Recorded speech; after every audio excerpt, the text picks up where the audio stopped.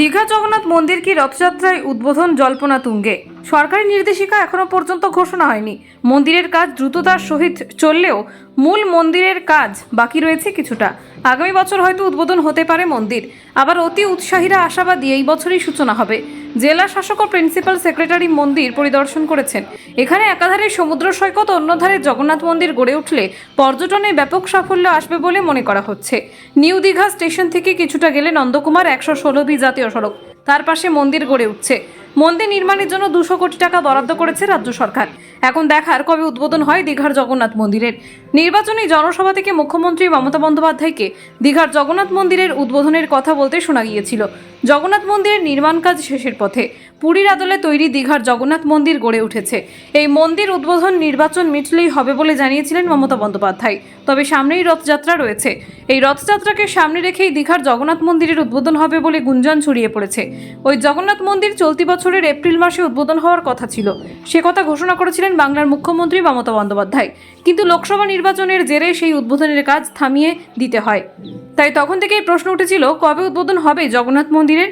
এই বিষয়ে জেলা শাসক মুখ খুলতে চাননি। নির্বাচনী প্রচারে এসে মুখ্যমন্ত্রী মমতা বন্দ্যোপাধ্যায় জানান, দীঘার জগন্নাথ মন্দিরের নির্মাণ কাজ শেষের পথে। লোকসভা নির্বাচন শেষ হলেই মন্দিরের উদ্বোধন হবে। উদ্বোধন নিয়ে সকলকে উপস্থিত থাকতে হবে। কিন্তু নির্দিষ্ট কোনো তারিখ তিনি জানাননি। এখনও ঘোষণা হয়নি জগন্নাথ মন্দির দীঘায় কবে উদ্বোধন হবে। আগামী 7ই জুলাই রথযাত্রা উৎসব পড়েছে। এই তারিখটিকেই এখন পূর্ব মেদিনীপুরের মানুষজনের মহেন্দ্রক্ষণ হিসেবে ধরেছেন। এই তারিখকে সামনে রেখে দীঘার জগন্নাথ মন্দিরের উদ্বোধনের কথা ভাবছেন অনেকে। তার সঙ্গে মুখ্যমন্ত্রীর আগের বক্তব্য মিলে যাচ্ছে। তাই সকলের প্রশ্ন, রথযাত্রার আগেই কি দীঘার জগন্নাথ মন্দির উদ্বোধন হবে? নানান যুক্তি উঠে আসায় গুঞ্জন তৈরি হয়েছে। পুরীর রথযাত্রা উৎসবের সঙ্গে মিলিয়ে দীঘার জগন্নাথ দেবের মন্দির উদ্বোধন হবে বলে অনেকেই মনে করছেন। যদিও সরকারি স্তর থেকে এখনও পর্যন্ত এই বিষয়ে কিছু জানানো হয়নি। তবে বাংলার দীঘায় জগন্নাথ মন্দির উদ্বোধনের জন্য রথযাত্রার সময়কেই বেছে নেওয়া হতে পারে বলে একটা সম্ভাবনা দেখা গিয়েছে। নিউ দীঘা স্টেশন থেকে কিছুটা গেলেই নন্দকুমার 116B জাতীয় সড়ক, তার পাশে এই মন্দির গড়ে উঠছে। মন্দির নির্মাণের জন্য 200 কোটি টাকা বরাদ্দ করেছে রাজ্য সরকার। এখন দেখার কবে উদ্বোধন হয় দীঘার জগন্নাথ মন্দিরের। দাদা, যেখানে সোশ্যাল মিডিয়া জুড়ে একটা ভাইব উঠছে যে দীঘা জগন্নাথ মন্দিরের উদ্বোধন হতে চলেছে এবং জগন্নাথ দেব ঠাকুরও চলে এসছেন, সেই নিয়ে কোনো কি ইঙ্গিত আপনাদের কাছে কোনোভাবে এসছে? না, এখনও আমাদের কাছে সেই ইঙ্গিত নেই। আমাদের মাননীয় মুখ্যমন্ত্রী শ্রীমতী মমতা বন্দ্যোপাধ্যায় তিনি ঘোষণা করেছেন মন্দির সম্পূর্ণ হলে তারপর তিনি সেই মন্দির প্রতিষ্ঠা করবেন এবং সেক্ষেত্রে আমাদের মূর্তি ঠিকই চলে এসছে। মন্দিরের কাজ দ্রুতগতিতে চলছে। তো আমার মনে হয় বর্তমান বছর কিন্তু জগন্নাথ পুজোর দিন অর্থাৎ 7ই জুলাই জগন্নাথ মন্দির পুজো আছে। এবার সেই রথের দিন উদ্বোধন সম্ভব হবে না, কারণ বাংলার মুখ্যমন্ত্রী মমতা বন্দ্যোপাধ্যায় চিরকালই বলেছেন আমি মন্দির তখনই প্রতিষ্ঠা করব, সম্পূর্ণ মন্দির যখন হয়ে যাবে তখনই আমি সেই মন্দির প্রতিষ্ঠা করব। আমার মনে হয়, বিশ্বাস আছে যে হয়তো 7ই জুলাইয়ের মধ্যে মন্দির কমপ্লিট হতে পারবে না। যদি মন্দির কমপ্লিট হয়ে যায় তাহলে বাংলার মুখ্যমন্ত্রী মমতা বন্দ্যোপাধ্যায় যেদিন ঘোষণা করবেন সেই দিনকে মন্দির প্রতিষ্ঠা হবে এবং আমার মনে হয় রথযাত্রার দিনেই তিনি মন্দির প্রতিষ্ঠা করবেন। বর্তমান বছর না হলে দ্রুতগতিতে কাজ চলছে, কারণ আমরা জানি মাসির বাড়ি যেখানে হবে সে রাস্তার কাজ চলছে এবং কালভার্ট নির্মাণ চলছে এবং জগন্নাথ মন্দির যেখানে নির্মিত হচ্ছে মন্দিরটি তার পাশে যে সব জবরদখল করে রেখেছে সেটা ভ্যাকেট করে সেখানে রাস্তা তৈরি হচ্ছে। অতএব আমার যতদূর ধারণা এই মুহূর্তে সময় আগামী বছর নিশ্চয়ই জগন্নাথ মন্দির উদ্বোধন হবে, এই বিশ্বাস আছে। দাদা, একদম শেষ প্রশ্ন, যেখানে দীঘার পালকে একটা নতুন পালক জুড়তে চলেছে, প্রমোদতরী নতুনভাবে তৈরি হচ্ছে পর্যটকদের জন্য, এটা দীঘার ক্ষেত্রে কতটা আকর্ষণ বা পর্যটনে কতটা উন্নত হবে? এটা একটা নব জিনিস যেটা আবিষ্কার হয়েছে, এই যে আমাদের যে নবতরী যেটা দেওয়া হচ্ছে নাইখালি মন্দিরের কাছে যেটা ঘাট করা হয়েছে সেখানে স্টে করে রয়েছে, তার পর্যবেক্ষণ চলছে যে সঠিকভাবে তার ইনকোয়ারি করার পরে চলার মতো সঠিক আছে কিনা, সেই যন্ত্রপাতি সব ঠিক আছে কিনা দেখার পরে সেটা কিন্তু একটা নতুন সাড়া জাগাবে। দীঘার উপরে এই ধরনের মানে সমুদ্র তরী একটা নতুনত্ব এবং মানুষ পর্যটক বন্ধুদের কাছে সমস্ত বিনোদনের ব্যবস্থা রয়েছে।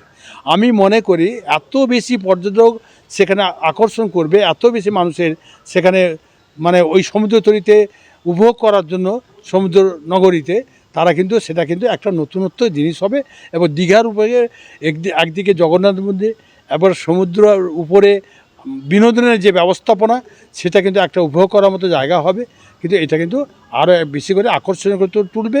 এবং সেই সঙ্গে নায়িকা মন্দিরে ইমিডিয়েটলি আমাদের যে লাইট অ্যান্ড সাউন্ড সেটাও শুরু হয়ে যাবে। অর্থাৎ সর্বোপরি আমাদের দীঘা, তাজপুর, মন্দারমণি, নাইকালি একটা নতুনত্ব একটা ভাব আসবে, মানুষের পর্যটকের ঢল নামবে, এই বিশ্বাস ভরসা আমাদের রয়েছে। দাদা, কয়েকদিনের মধ্যেই রথযাত্রা উৎসব, দীঘায় জগন্নাথ মন্দির সূচনা হতে চলছে, কাজও চলছে জোরকদম। জগন্নাথ মন্দির কবে উদ্বোধন হতে পারে সেরকম কোনো কি ইঙ্গিত আপনাদের পঞ্চায়েত সমিতিতে আছে? না, দীঘার যে জগন্নাথ মন্দিরটি হচ্ছে সেটা এখনও কমপ্লিট হয়নি। কমপ্লিট হতে আরও কিছুদিন টাইম লাগবে। মন্দির উদ্বোধন কবে হবে, আমাদের দেশনেত্রী জননেত্রী মমতা বন্দ্যোপাধ্যায়, আমাদের রাজ্যের মুখ্যমন্ত্রী, উনি ঘোষণা করবেন এবং ডেট দিবেন। আমরা এখনও পর্যন্ত কোনো ডেট পাইনি। উনি যখন ঘোষণা করবেন তখন মন্দির কমপ্লিট হয়ে গেলে এবং পূর্ণাঙ্গ রূপে যখন পুরো কমপ্লিট হয়ে যাবে তখন তিনি ঘোষণা করবেন, আমরা তখন জানতে পারবো। বাজারে অনেক ফেক নিউজ ছড়াচ্ছে, সেদিকে কান দিবেন না।